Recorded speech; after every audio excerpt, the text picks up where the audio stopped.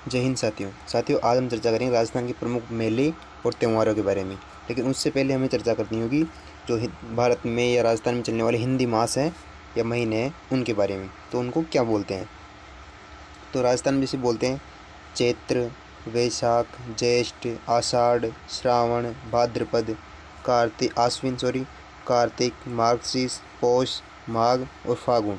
तो ये कौन कौन से महीनों में आते हैं? ये ग्रिगोरियन कैलेंडर के अनुसार कौन से महीनों में आते हैं?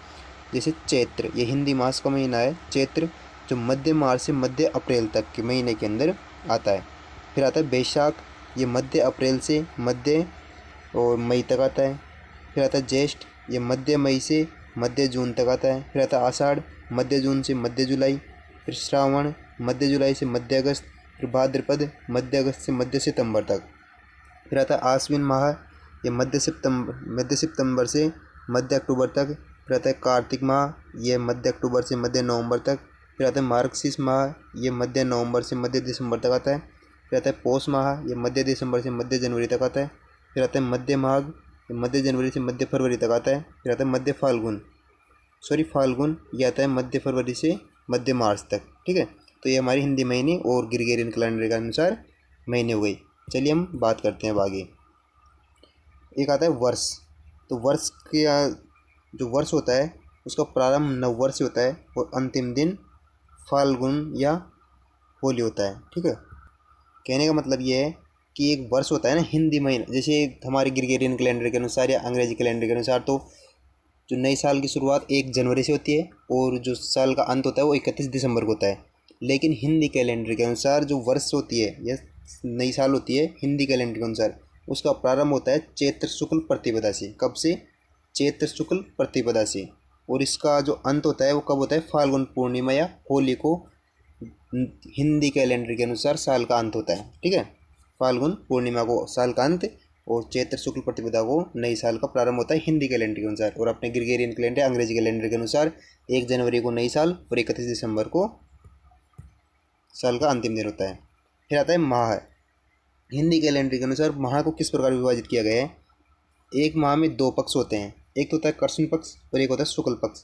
जो माह, किसी भी माह का जो शुरुआती पक्ष होता है वो कृष्ण पक्ष होता है, शुरुआती 15 दिन का पक्ष। और जो बाकी आगे की 15 दिन का जो पक्ष होता है वो शुक्ल पक्ष कहलाता है। कृष्ण पक्ष में 15 दिन होते हैं और शुक्ल पक्ष में 15 दिन होते हैं, क्योंकि महीना 30 दिन का होता है नॉर्मली। ठीक है, तो इसको किस प्रकार विभाजित किया गया है कि जो कृष्ण पक्ष का जो प्रारंभ है वो प्रतिपदा से होता है। कब से होता है? प्रतिपदा यानी एकम से। और इसका जो कृष्ण पक्ष का जो अंतिम दिन होता है वो अमावस्या होती है। क्या होता है? अमावस्या। और जो शुक्ल पक्ष है उसका प्रारंभ प्रतिपदा से होता है यानी एकम से होता है। और जो शुक्ल पक्ष का जो अंतिम दिन होता है वो पूर्णिमा होती है। क्या होती है? पूर्णिमा।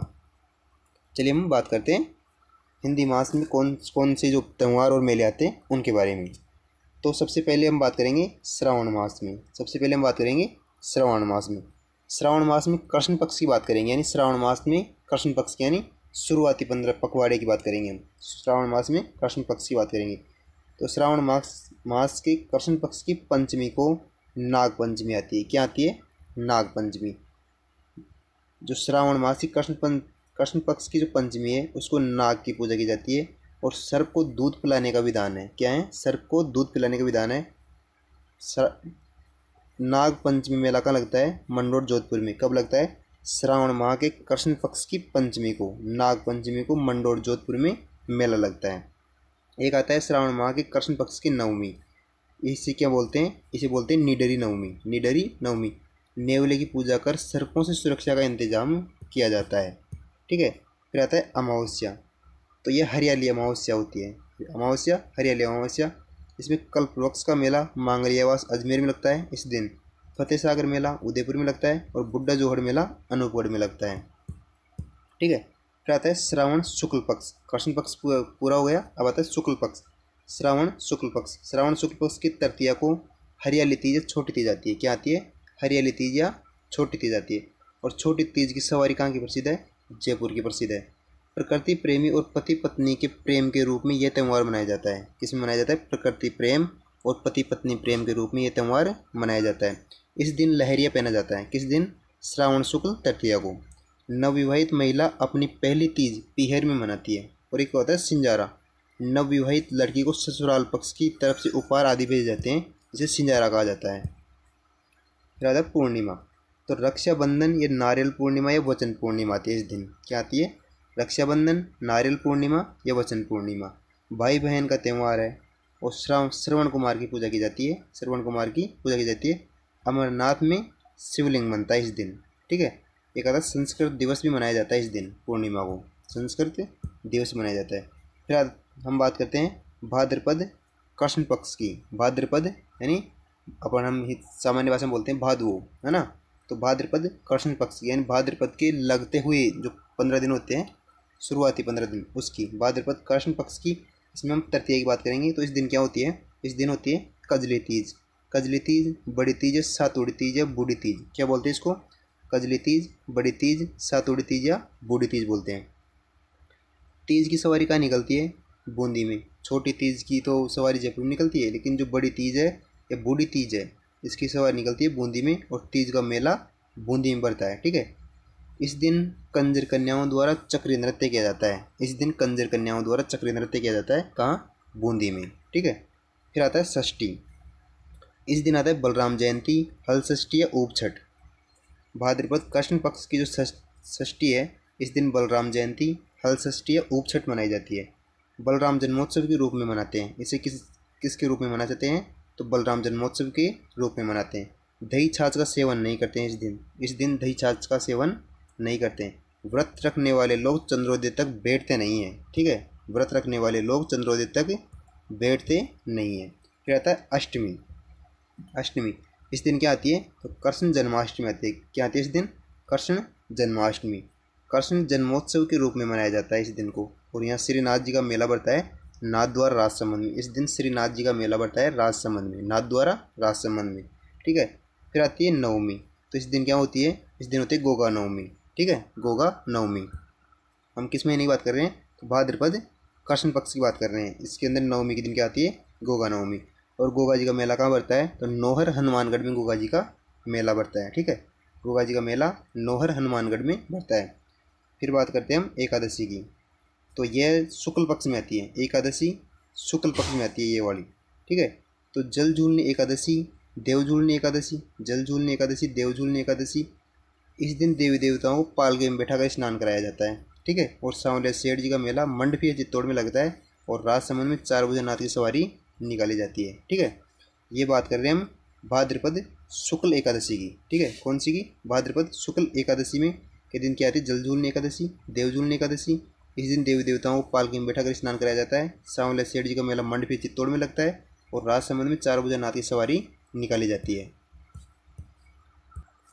एक फिर आती है द्वादशी। भाद्रपद कृष्ण द्वादशी। कौन सी? भाद्रपद कृष्ण द्वादशी। इस दिन क्या आती है? बच बारस। क्या आती है? भाद्रपद कृष्ण द्वादशी यानी बारस। भाद्रपद कृष्ण बारस को बच बारस आती है। गाय और बछड़े की पूजा की जाती है और इस दिन चाकू का प्रयोग नहीं करते हैं। भाद्रपद कृष्ण पक्ष की द्वादशी को बच बारस आती है, गाय और बछड़े की पूजा की जाती है और इस दिन चाकू का प्रयोग नहीं करते हैं। फिर आती है अमावस्या। भाद्रपद अमावस्या। इस दिन सती अमावस्या मनाई जाती है और यहाँ रानी सती का मेला झुंझुनू में बढ़ता है। रानी सती का मेला कहाँ बढ़ता है? झुंझुनू में। रानी सती का वास्तविक नाम था नारायण देवी अग्रवाल। नारायण देवी अग्रवाल था वास्तविक नाम रानी सती का। और रानी सती का उपनाम है दादी सती। क्या नाम है? दादी सती। और एक कुल देवी है अग्रवाल जाति की। रानी सती कुल देवी है अग्रवाल जाति की। ठीक है। फिर हम बात करते हैं भाद्रपद शुक्ल पक्ष की। भाद्रपद शुक्ल पक्ष की, हमने भाद्रपद कृष्ण पक्ष की बात की, अब आता है भाद्रपद शुक्ल पक्ष। ठीक है। भाद्रपद शुक्ल पक्ष की द्वितीया को रामदेव जयंती या बाबेरी बीज आती है। क्या आती है? रामदेव जयंती या बाबेरी बीज। भाद्रपद शुक्ल द्वितीया को रामदेव जयंती या बाबेरी बीज आती है। ठीक है। इस दिन रामदेव जी का मेला बढ़ता है 2 जगह, एक तो मसूरिया जोधपुर में और एक रामदेवरा जैसलमेर में। कहाँ कहाँ बढ़ता है रामदेव जी का मेला? एक तो मसूरिया जोधपुर, एक होता है रामदेवरा जैसलमेर में। और जो रामदेवरा जैसलमेर जो मेला बढ़ता है उसे मारवाड़ का कुंभ कहा जाता है। ठीक है। फिर आता है भाद्रपद शुक्ल तृतीया। क्या आता है? भाद्रपद शुक्ल तृतीया। इस दिन क्या आती है? हरतालिका तीज आती है। क्या आती है? हरतालिका तीज। और इस दिन भगवान शिव व माता पार्वती की पूजा की जाती है। इस दिन भगवान शिव व माता पार्वती की पूजा की जाती है। फिर आता है भाद्रपद शुक्ल चतुर्थी। क्या आता है? भाद्रपद शुक्ल चतुर्थी। गणेश चतुर्थी, चतरा चौथ या शिव चतुर्थी। क्या आती है? गणेश चतुर्थी, चतरा चौथ या शिव चतुर्थी। गणेश जन्मोत्सव के रूप में मनाया जाता है, गणेश जन्मोत्सव के रूप में मनाया जाता है। प्रमुख रूप से जो इस दिन है भाद्रपद शुक्ल चतुर्थी को 3 मेले लगते हैं मुख्य रूप से। एक तो गणेश जी का मेला जो कहाँ पड़ता है, रणथंभ और सवाई माधोपुर में। एक चुंगी तीर्थ मेला जैसलमेर में, और एक हनुमान जी का मेला पांडुपुल अलवर में। कहाँ पड़ता है, भाद्रपद शुक्ल चतुर्थी को 3 मेले पड़ते हैं, गणेश जी मेला रणथंभ और सवाई माधोपुर, चुंगी तीर्थ मेला जैसलमेर, हनुमान जी मेला पांडुपुल अलवर में। ठीक है, फिर बात करते हैं भाद्रपद शुक्ल पक्ष की पंचमी की। तो इस दिन क्या आती है, इस दिन आती है ऋषि पंचमी। क्या आती है, ऋषि पंचमी। और इस दिन गंगा स्नान का विशेष महत्व है। ऋषि पंचमी भाद्रपद शुक्ल पक्ष की पंचमी को जो गंगा स्नान का विशेष महत्व है, इस दिन ऋषि पंचमी आती है। माहेश्वरी समाज रक्षाबंधन मनाता है, इस दिन माहेश्वरी समाज रक्षाबंधन मनाता है। और भोजन थाली मेला कामाडीग में बढ़ता है। भाद्रपद शुक्ल पंचमी को भोजन थाली मेला कामाडीग में बढ़ता है। फिर हम बात करते हैं भाद्रपद शुक्ल पक्ष की अष्टमी की। इस दिन क्या मनाई जाती है, तो राधाष्टमी मनाई जाती है। इस दिन राधा जी के जन्मोत्सव के रूप में मनाते हैं, और यह दिन निम्बार्क संप्रदाय द्वारा सर्वाधिक मनाया जाता है, निम्बार्क संप्रदाय द्वारा सर्वाधिक मनाया जाता है। भाद्रपद शुक्ल पक्ष की अष्टमी को 3 मेले मुख्य रूप से बढ़ते हैं। एक तो बढ़ता है राधाष्टमी मेला सलेमाबाद अजमेर में, एक है सवाई भोज मेला आसिंद भीलवाड़ा में, और एक है भरतरी मेला जो अलवर में बढ़ता है भाद्रपद शुक्ल अष्टमी को। ठीक है, फिर हम बात करते हैं भाद्रपद शुक्ल दशमी की। इस दिन क्या मनाई जाती है, तो इस दिन तेजा दशमी मनाई जाती है। इस दिन 2 मेले बढ़ते हैं, एक तेजा जी का मेला पर्वतसर डीडवाना में, और एक खेजड़ली मेला खेजड़ली ग्रामीण जोधपुर में। ठीक है, हम बात कर रहे थे भाद्रपद शुक्ल दशमी की। भाद्रपद शुक्ल दशमी इस दिन क्या मनाई जाती है, तेजा दशमी। और इस दिन 2 मेले बढ़ते हैं, एक तो तेजा जी मेला पर्वतसर डीडवाना में, और एक बढ़ता है खेजड़ली मेला खेजड़ली ग्रामीण जोधपुर में। ठीक है, फिर आते हैं एकादशी, भाद्रपद शुक्ल एकादशी। ठीक है, तो इस दिन